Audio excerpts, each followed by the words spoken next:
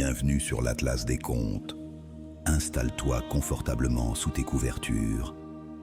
Ferme doucement les yeux et laisse-toi emporter par le murmure lointain des vagues qui caressent le rivage sous un ciel étoilé. Imagine un océan infini et paisible où les eaux profondes bercent un secret ancien, celui de Jormungandr, le grand serpent qui entoure le monde en un cercle éternel, veillant sur Midgard comme un gardien silencieux. Son souffle fait naître les marées douces et son corps immense ondule lentement au rythme des courants calmes. Ce soir, je te raconte son histoire, depuis les origines du cosmos jusqu'à la renaissance du monde, comme une brise marine qui t'enveloppe et t'aide à glisser vers le sommeil. Respire profondément et écoute, l'histoire commence. Bien avant que les hommes ne construisent leur première maison de bois ou que les étoiles ne guident les navires sur les mers sombres, l'univers n'était qu'un vaste vide froid et silencieux.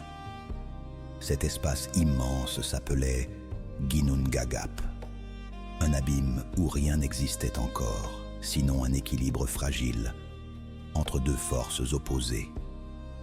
Au sud brûlait Muspelheim, un royaume de feu et de flammes éternelles, gardé par le géant Surtre, dont l'épée enflammée illuminait les ténèbres. Au nord s'étendait Niflheim, un monde de glace éternelle, de brouillard épais et de rivières gelées qui coulaient comme des veines figées. Quand ces deux royaumes se rencontrèrent au centre de Ginnungagap, la glace fondit sous la chaleur et de la vapeur naquit le premier être vivant, Ymir, le géant primordial, un colosse au corps fait de givre et de feu mêlé.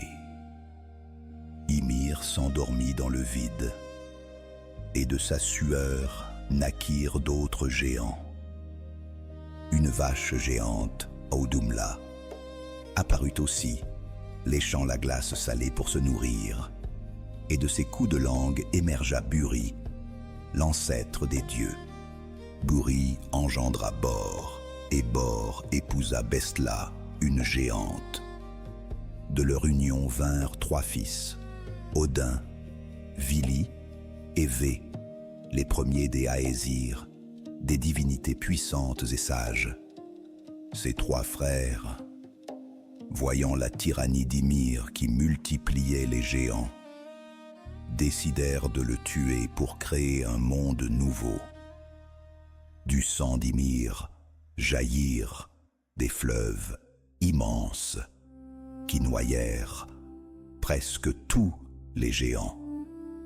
De son corps, les frères façonnèrent la terre, sa chair devint le sol fertile, ses os les montagnes escarpées, son sang les océans vastes et agités, ses cheveux les forêts denses, et son crâne le ciel voûté au-dessus de tout. Pour maintenir ce ciel en place, ils placèrent 4 nains au coin du monde. Au centre, ils créèrent Midgard, le royaume des humains, entouré d'un océan infini. C'est dans cet océan que, des siècles plus tard, une nouvelle créature verrait le jour, destinée à en devenir le maître incontesté.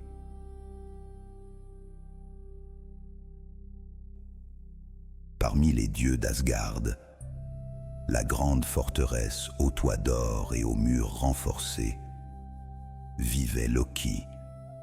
Loki n'était pas un Aesir de naissance. Il était le fils d'un géant. Mais Odin l'avait adopté comme frère de sang après une alliance fragile.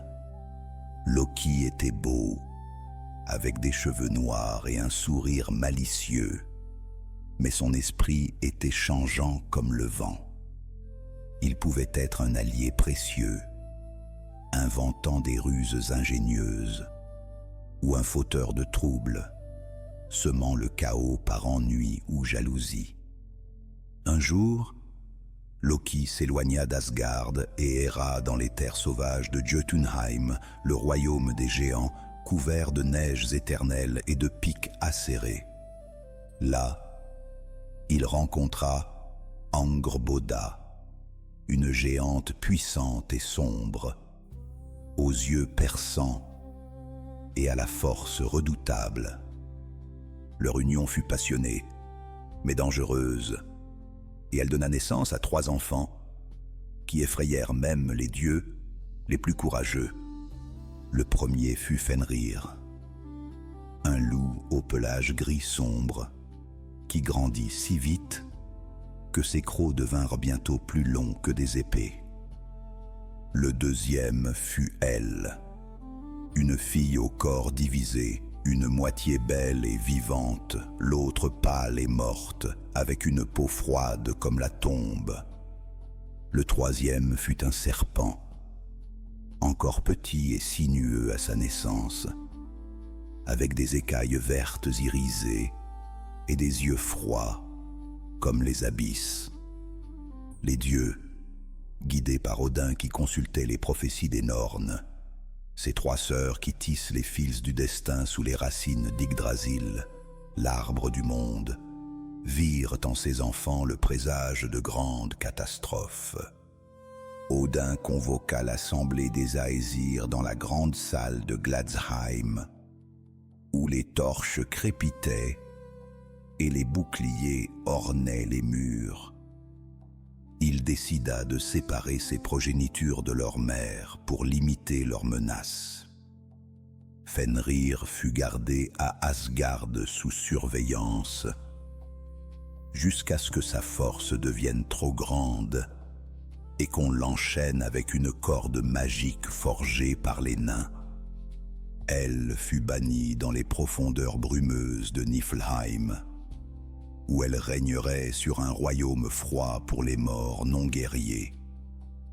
Quant au serpent, que l'on nomma Jörmungandr, Odin le prit dans ses mains, sentant déjà sa vitalité froide et sinueuse. Accompagné de Thor et d'autres dieux, il marcha jusqu'au bord du monde, là où la terre plonge dans l'océan infini. D'un geste puissant, Odin lança le serpent par-dessus la falaise. Le corps du jeune reptile fendit l'air, puis plongea dans les eaux avec un plouf étouffé, disparaissant dans les profondeurs bleues et noires. Les vagues se refermèrent, et les dieux repartirent, croyant avoir évité le pire. Mais les eaux n'avalèrent pas Jörmungandr. Au contraire, l'océan devint son royaume, un espace vaste et sombre, où il pouvait grandir sans entrave. Les premiers jours, il nagea parmi les poissons et les algues, chassant pour se nourrir. Ses écailles, d'abord souples, durcirent comme l'acier des épées naines. Son corps s'allongea, se courba, explorant les courants froids et les abysses où la lumière ne pénètre jamais. Il rencontra des créatures étranges, baleines chantantes, pieuvres géantes, poissons aux yeux luminescents. Année après année, siècle après siècle, Jörmungandr grandit de manière inexorable. Son appétit était insatiable. Il avalait tout sur son passage, absorbant la force des marées et des tempêtes. Bientôt, son corps devint si long qu'il effleura les côtes de Midgard, frôlant les fonds marins près des villages humains. Les pêcheurs des fjords norvégiens, ses bras de mer encaissés entre des falaises abruptes, commencèrent à remarquer des signes inhabituels. Leurs filets remontaient parfois déchirés, comme par une force invisible. Des tourbillons apparaissaient sans vent, aspirant les barques imprudentes. Des ombres colossales passaient sous les coques, faisant frissonner les marins les plus endurcis. Les anciens, assis autour des feux dans les longues maisons de bois, racontaient que l'océan abritait un gardien immense, un serpent envoyé par les dieux pour tester les hommes. Les enfants écoutaient, les yeux écarquillés, tandis que le vent hurlait dehors et que les vagues battaient les rochers. Jörmungandr continua sa croissance. Son corps s'étira, contourna les continents, traversa les mers du nord glacées jusqu'aux eaux chaudes du sud. Un jour fatidique, après des ères de nage ininterrompues, il boucla la boucle. Sa tête rencontra sa queue. D'un mouvement instinctif, il saisit sa propre queue dans sa gueule puissante, formant un cercle parfait autour de Midgard. Désormais, il était l'Ouroboros vivant, le serpent qui se mord la queue, symbole éternel des cycles de la vie et de la destruction. Son corps formait une barrière invisible, contenant les océans, mais aussi prête à les libérer si le destin l'exigeait. Les runes gravées sur les pierres et les boucliers représentaient souvent ce cercle, rappelant aux Nordiques que leur monde était fragile, ceinturé par une force plus ancienne qu'eux. Dans les villages côtiers, la présence de Jörmungandr imprégnait tout. Les marées n'étaient jamais perçues comme de simples mouvements d'eau. Elles étaient le souffle du serpent, lent et régulier, parfois paisible, parfois agité. Lorsque la mer se retirait anormalement loin des rivages, les anciens murmuraient que Jörmungandr se tournait dans son sommeil.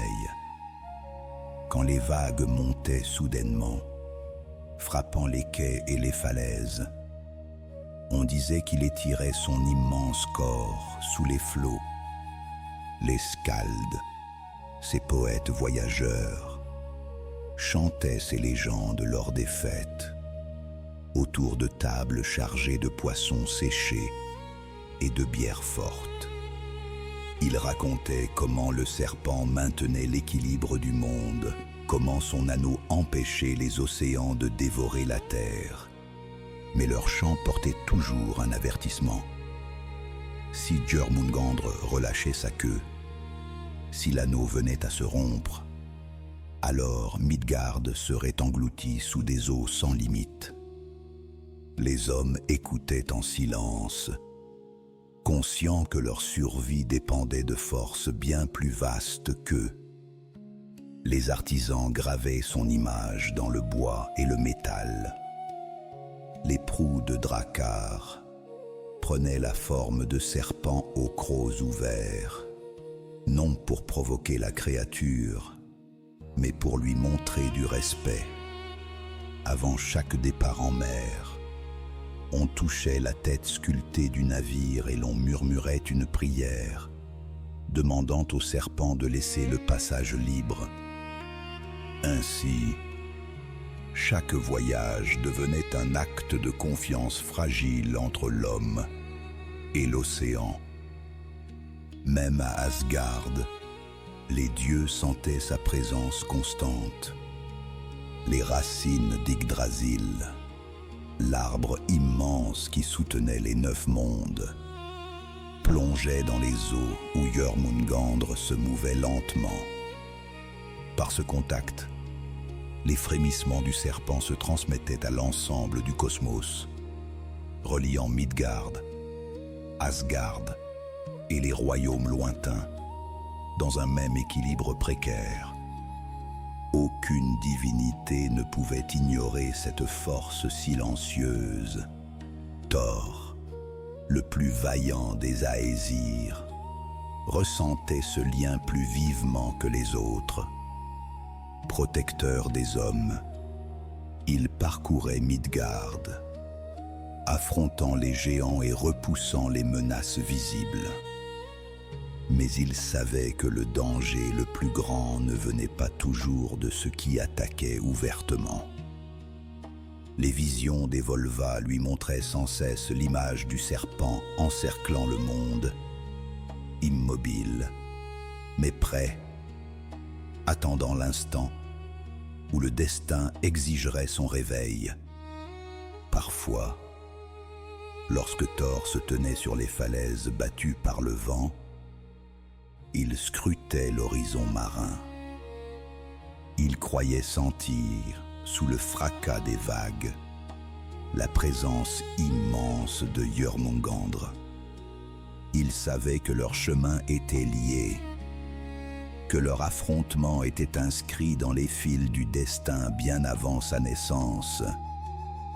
Ainsi, le dieu du tonnerre se préparait en silence, conscient que protéger Midgard signifiait un jour affronter la créature qui la saignait. Parmi les dieux, Thor était le plus conscient de cette présence. Fils d'Odin et de Jord la géante, Thor était un colosse à la barbe rousse, aux yeux bleus orageux. Il portait une ceinture qui doublait sa force, des gants de fer pour manier Mjolnir, son marteau court qui revenait toujours dans sa main après un lancer et provoquait la foudre. Thor voyageait souvent dans son char tiré par deux boucs, Tangrisnir et Tangjostr, protégeant Midgard des géants.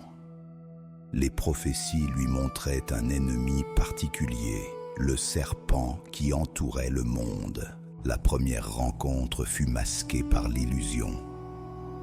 Thor, Loki et leurs compagnons Thjalfi et Röskva arrivèrent à Utgard, une forteresse géante entourée de murs immenses.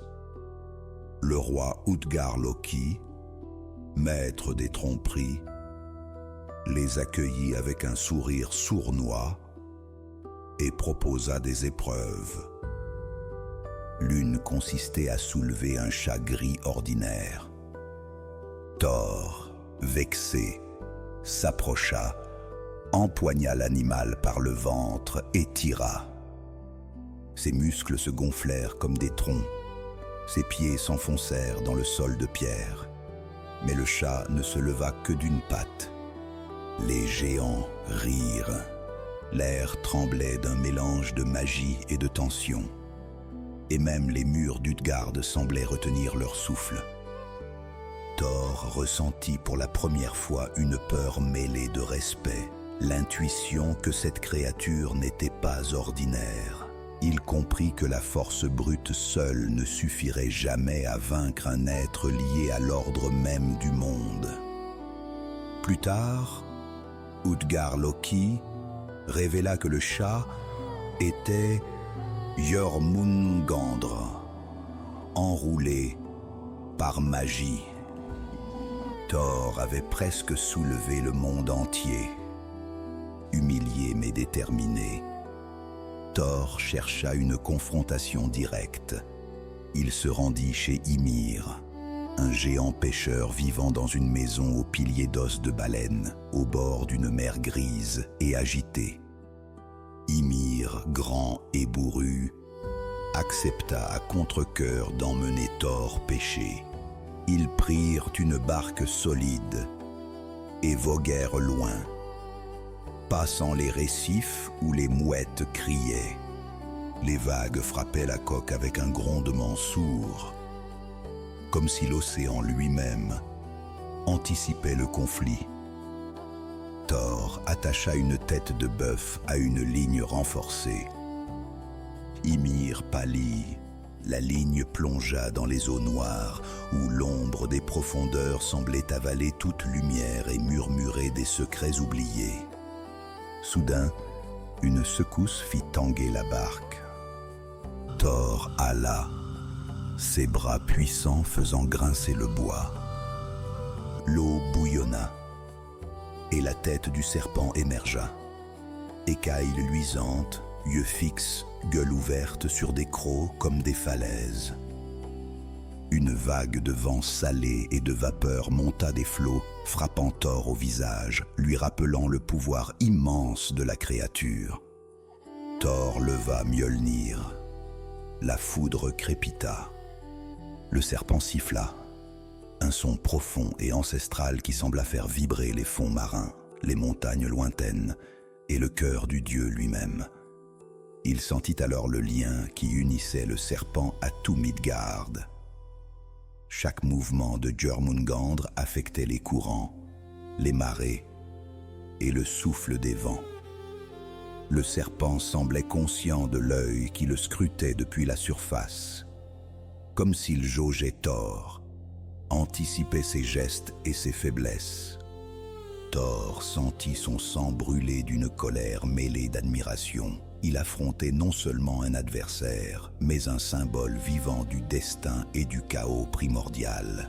Ymir, terrifié, coupa la ligne. Le serpent disparut, laissant Thor en rage. Mais même dans son absence, Thor sentit une tension dans l'air, comme si le monde retenait son souffle.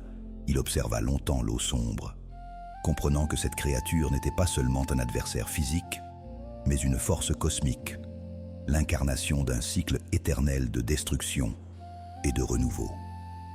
Le dieu sentit la fragilité de Midgard peser sur ses épaules et le poids de toutes les générations humaines qui dépendaient de sa vigilance.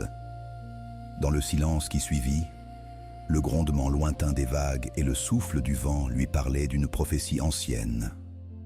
Le Ragnarök. Thor serra Mjolnir dans ses mains, prêt, conscient que ce duel dépassait sa simple colère.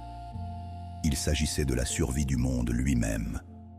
Son esprit, tout en colère et détermination, se concentra sur chaque souffle de la mer, chaque mouvement de l'ombre sous l'eau, sachant que chaque détail serait vital le jour où il affronterait Jörmungandr pour de vrai.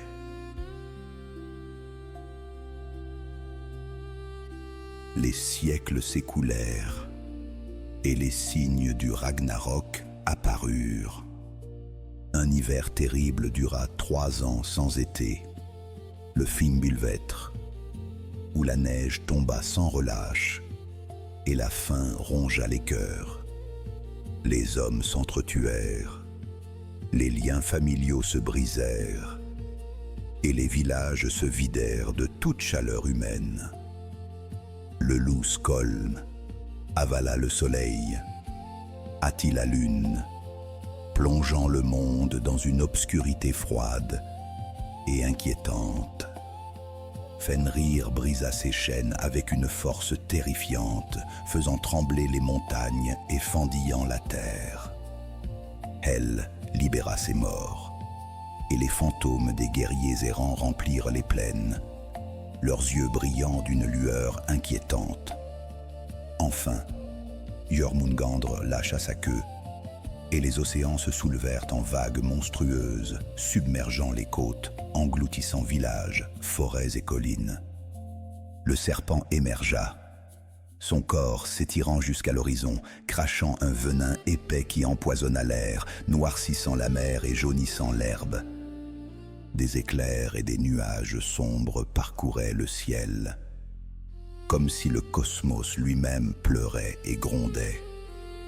Sur la plaine de Vigrid, vaste comme 1000 champs, les armées se rassemblèrent, créant un fracas de cliquetis d'armures et de hennissements de chevaux spectres.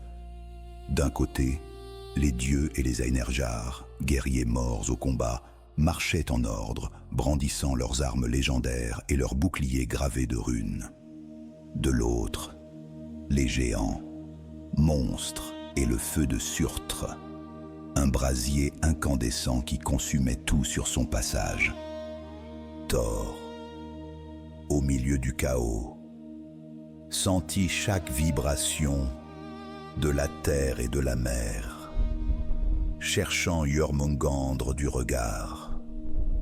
Le serpent se dressa, haut comme une montagne, sa queue balayant les combattants, renversant armées et charriant des flots de destruction. Thor chargea, Mjolnir tournoyant dans ses mains, provoquant des éclairs qui illuminaient la scène apocalyptique, chaque coup frappant comme le tonnerre. Le serpent frappa avec une rapidité terrifiante, son venin éclaboussant les guerriers comme une pluie acide, brûlant l'air et la terre. Thor lança son marteau avec précision divine, fracassant les écailles du monstre, tandis que ses pas résonnaient sur le sol comme des coups de tonnerre. Il sauta sur le corps géant, frappant au corps à corps avec une force et une rage qui semblaient défier le destin lui-même. Des éclats de pierre et des gerbes de flammes jaillirent autour d'eux à chaque choc, transformant la plaine en un théâtre de feu et de sang. Un dernier coup toucha Jormungandr et le monstre s'effondra, créant un tsunami qui submergea des légions entières. Mais le venin avait touché Thor, pénétrant ses forces divines, et il sentit son souffle s'alourdir, son corps faiblir malgré sa puissance. Le dieu fit 9 pas héroïques, son marteau tombant de sa main, le ciel grondant autour de lui comme pour accompagner sa chute, ses yeux brillant d'un mélange de triomphe et de douleur, et tomba enfin, rejoignant son ennemi dans la mort. Le monde entier sembla retenir son souffle, oscillant entre silence et chaos, comme si la mort des héros et du serpent réécrivait l'ordre des choses. Autour de la plaine, des survivants se cachèrent, effrayés mais émerveillés, comprenant que même dans la faim, quelque chose de nouveau allait naître. Des cendres montèrent des plaines brûlées, des vents portaient l'odeur de sel, de sang et de feu, et les océans recouvraient peu à peu les traces du combat. Le cycle du destin continuait, et le Ragnarok, bien que terminé, avait ouvert la voie à un renouveau que nul vivant ne pourrait oublier. Le Ragnarok détruisit tout. Surtur embrasa Yggdrasil, les mondes s'effondrèrent dans le feu et l'eau. Mais de ce chaos naquit un monde nouveau.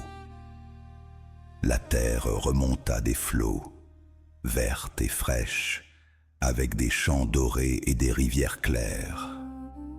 Un couple humain, Lif et Liftrazir, caché dans Yggdrasil, survécut et repeupla Midgard. Des dieux jeunes régnèrent, Vidar, Vali, les fils de Thor maudit, et Magni qui héritèrent de Mjolnir, et Baldr revenu des enfers avec Od, l'histoire de Jormungandr vécue dans les sagas. Les skalds la chantaient lors des longues nuits d'hiver, rappelant que la mer est une force vivante, que les cycles tournent et que destruction et création sont liées. Aujourd'hui encore, quand les vagues grondent ou que les tempêtes approchent, les gens sentent l'écho du grand serpent, symbole d'un monde en équilibre précaire, éternellement en mouvement. Respire lentement maintenant. Sens ton corps lourd et détendu, enveloppé dans la chaleur de tes couvertures. Laisse les échos de cette ancienne saga s'estomper doucement, comme une marée qui se retire. Si tu as aimé glisser dans le sommeil au rythme de ces légendes nordiques, et si tu souhaites continuer à écouter d'autres histoires du monde, des mythes oubliés, des contes paisibles venus des 4 coins de la terre, je t'invite à t'abonner. Ainsi, de nouvelles aventures t'attendront pour t'accompagner vers les bras du sommeil. Le conteur vous souhaite une douce et agréable nuit.